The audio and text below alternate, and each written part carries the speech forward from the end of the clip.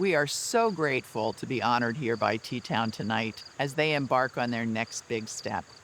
Andy and I are also working on a new project that we're eager to share with you. But before we do that, we thought it would be fun to share a little bit of our filmmaking journey together. We were really lucky to have some amazing adventures. Like filming in the Congo at a rehabilitation center for great apes that have been rescued from the pet trade. Oh no, shit. There were these apes there that were fearless of people. We're surrounded by gorillas. This could be the end. The little ones were troublemakers. A couple times they did come into our tent, like at night, and that was like, oh man, what is in here?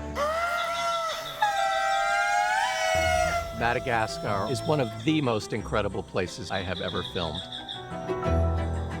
It's like a mini continent. You're going to rainforest, you're going to dry, spiny forest. It has some of the most whimsical creatures that have ever lived, and they make the most amazing sounds. The shifaka actually goes, shifaka.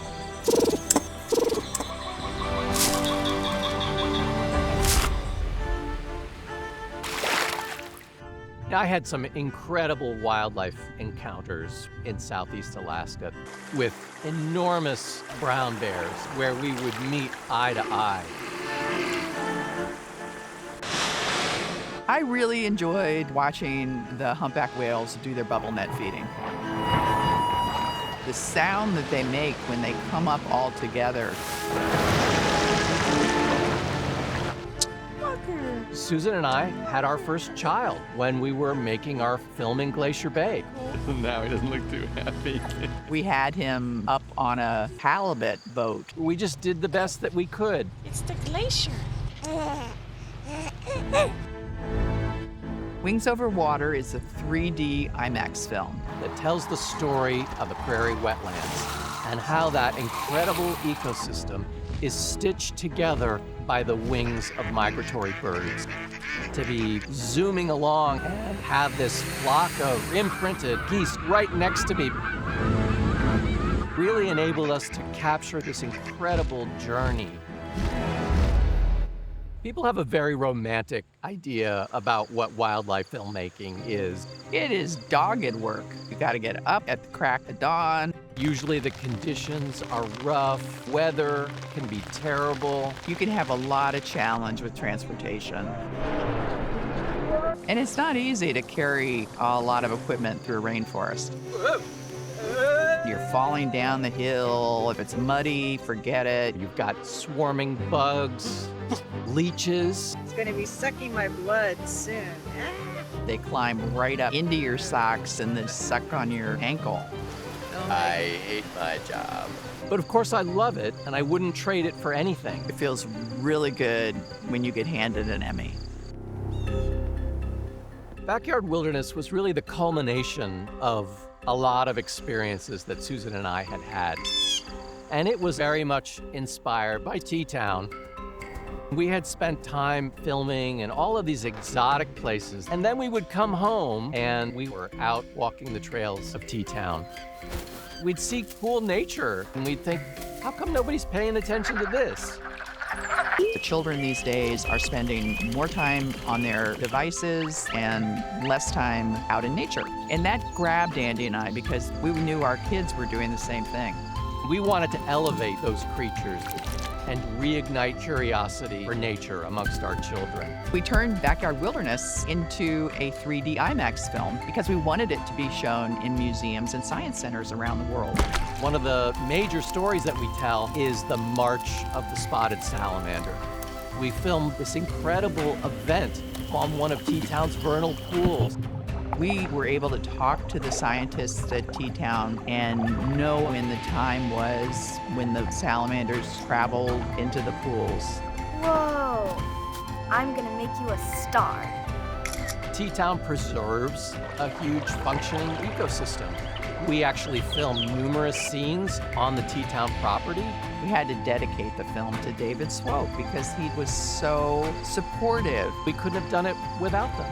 It showed in over 80 museums all over the world, and it was accompanied by educational outreach. And now it's on Netflix. Everything that we have done up to this point has informed us of our next film, Inner Nature. We're taking 5 stories of people whose lives were literally saved by their connection to nature. It's about the science that actually allows nature to heal us. The doctor said you got a very bad kind of cancer, and my only chances to survive is getting my leg amputated. To be honest, I tried to take my own life. And then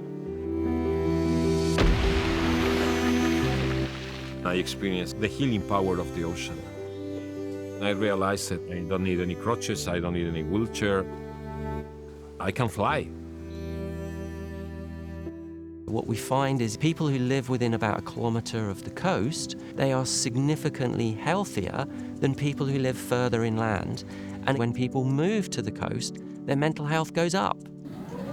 Environmental neuroscience brings an additional objective angle to this because we are able to see what is happening in our brains. Amygdala is considered to be the main stress-related brain region. After amygdala activity is measured in the scanner, participants are randomly assigned to go for a walk either to a natural environment or to an urban environment. Our results show that those participants who went for a 1-hour walk in nature, amygdala activity decreased. This was the first study to show a causal effect of natural environment on brain activity. We're telling the story of a child in Philadelphia who's growing up without any public green space near his home, and the amazing transformation he's about to experience. Living in a heat island makes people go crazy. There is no place in this neighborhood that my son can go by himself and play and not worry about gangs, guns, drugs. Alaire has severe ADHD and impulsive control disorder. And now at 8 years old is becoming a tug of war because I can't pull him off the iPad. Got it. Alaire has his teachers, he has hit teachers, he has walked out the room, he has cursed.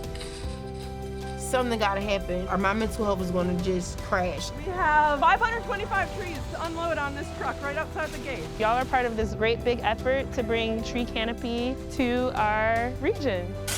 This is the first tree planted on this block, which is pretty historic. To put trees in the neighborhoods is give kids the opportunity to change. Look! Look, did you see that? A monarch butterfly. It breaks down the ADHD for him. It makes him want to be engaged, not be so shy. Oh, there's a bunch of ants. And look how many babies. Yeah, we call this the bug world. To look around and see leaves growing or to see birds, this is my piece. I don't think people understand like what trees and plants and animals do for people. It's like if we don't have each other, what else will we have? Inner Nature is a story to change the conversation so that we can begin to bring nature back into our lives and make it accessible to everyone. This is a film about hope. It's a film about the way things can change. I think it'll be globally important.